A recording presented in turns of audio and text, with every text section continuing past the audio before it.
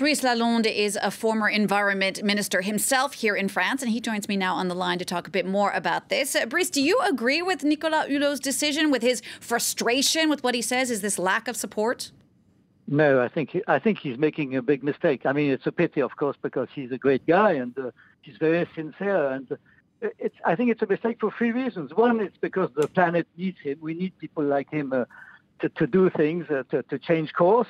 Second, because in France and in Europe, it's probably the place in the world where the environment is protected the best. I mean, we have a real environmental policy and things are not going so bad.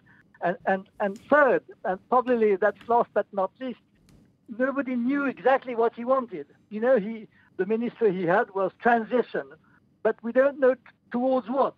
How was it? I mean, what did he want? What is an ecological society? How do we live? How do we produce? Nobody knew about that. So now, of course, we have this big frustration. What did he want to do? Perhaps he's going to tell us now, and perhaps we're going to understand. Well, I guess that's the big question. I mean, if he is making a mistake, as you said, what might have motivated this move then? What do you think? Well, I think, he was probably not, he's not a politician, and probably he didn't like the fact that he had to treat files all the time, and he had to bump into little problems all the time, and he couldn't really deploy what he wanted to do: biodiversity, climate change, etc.